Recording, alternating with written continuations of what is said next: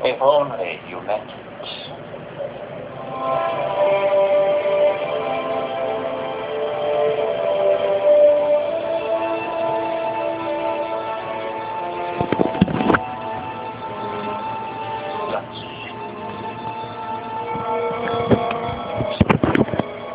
Hello, Doctor. Good to see you. I hope you're well rested. Section 31 has an assignment for you.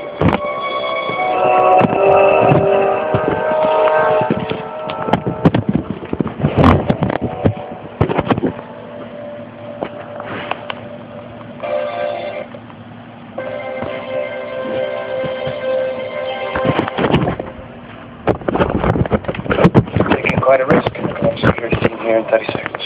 I suspect you'll be unable to communicate with anyone outside of this room. I can scream for help. Possible, but uncharacteristic. It's screaming for help. That's too undignified for you. Don't let me stop you. I enjoy being alone. You want to? I told you. I have an assignment. I don't work for you. You passed the test. You were accepted into the organization. You didn't ask to be accepted. You were, nevertheless. And now it's time to go to work. Sure, you're dying to know what your mission is, but you won't give me the satisfaction of admitting it. So, I'll just tell you. Lucky me. Section 31 is extremely interested in this conference of yours. However, the Tau CR will be handling the security arrangements, so we'll have virtually no chance of using any technical assets to gather intelligence. As a result, we'll be forced to rely on organic assets, like you. Your mission is to gather data about the Romulan leadership. In essence, we want you to take the pulse of their government. No pun intended. You want me to spy on an ally? To evaluate an ally. And a temporary ally at that. Now, I say that because when the war is over, the following will happen in short order. The Dominion will be forced back to the Gamma Quadrant. The Cardassian Empire will be occupied. The Klingon Empire will spend the next 10 years recovering from the war and won't pose a serious threat to anyone. That leaves two powers to vie for control of the quadrant. The Federation and the Romulans. This war isn't over, and you're already planning for the next. Well put. I hope your report is equally succinct. How many times do I have to tell you, Sloan? I don't work for you. You will. It's in your nature. You are a man who loves secrets.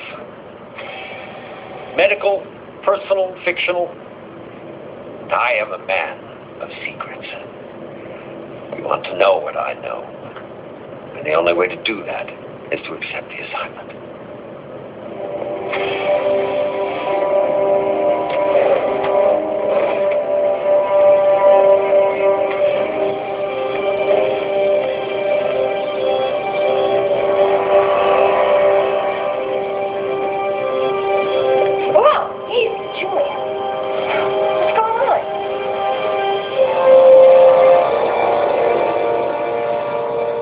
Checked all the security logs. There's no indication of how Sloan got aboard or where he went. I can't say I'm surprised. From what we've seen of them, Section 31 is very meticulous in covering its tracks.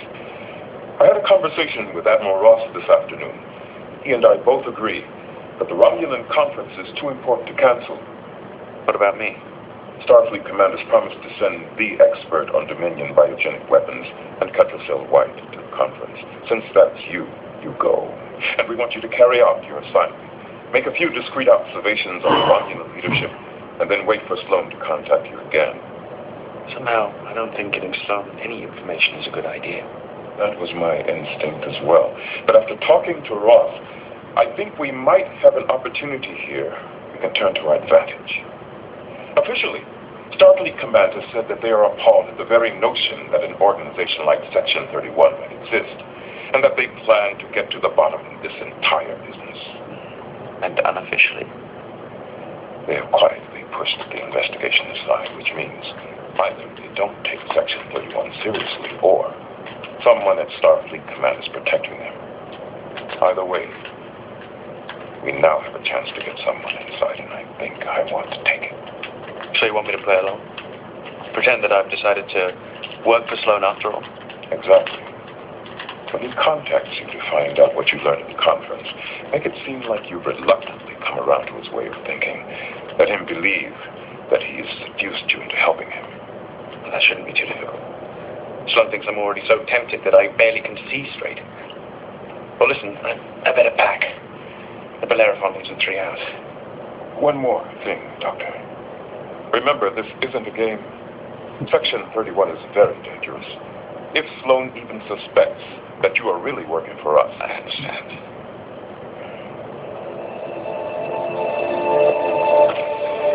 Good hunting.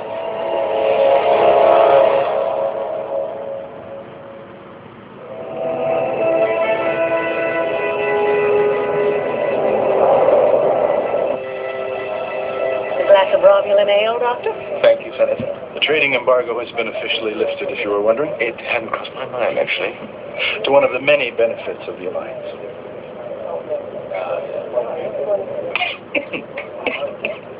He's a medical team, sir. Look, thank you. Don't tell me this is your first glass of Romulan ale. Well, it was illegal. That never stopped most of your colleagues. I know. I was probably one of the few officers in the fleet who didn't indulge occasionally. Would you like something else? No, I'll manage. That's the spirit, sir. Never say die. What an odd expression. What does it mean? It's a line from an old Earth poem. Forgive me for interrupting. I couldn't help overhearing, and etymology is one of my hobbies. The phrase, never say die, is originally from a 19th century poem based on Shakespeare's Merchant of Venice. Now, it's since passed into the vernacular as an exhortation never to give up, no matter the cost. Interesting. Wendell Greer, Assistant Director, UFP, Department of Cartography. It's a pleasure.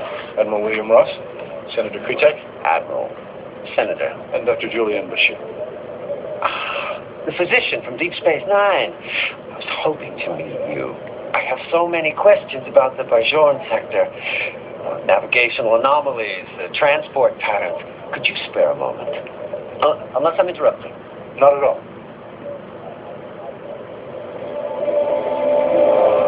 Try to play your cards a little closer to your vest, Doctor. They're lucky they didn't see that look of shock on your face. You managed to get yourself attached to this delegation. Why do you need me? Well, in due time. Now, you have a lot of work to do before we arrive at Romulus. There's a pad in your quarters. Read it. I'll join you at 2200. Mr. Greer certainly has his ducks in a row. According to the Department of Cartography, he's been a low-level bureaucrat for almost 15 years. That doesn't surprise me. He has a solid cover story, sir. But I think it's too dangerous to allow him to participate in the conference or even set foot on Romulus. We don't know what he's up to. On the other hand, if we move against him now, we lose any hope of penetrating Section 31. His access at this conference will be limited to a few low-level briefings and... That doesn't surprise me. You're lucky they didn't see that look of shock on your face. You managed to get yourself attached to this delegation. Why do you need me? Well, in due time. Now, you have a lot of work to do before we arrive at Romulus. There's a pad in your quarters. Read it. I'll join you at 2200.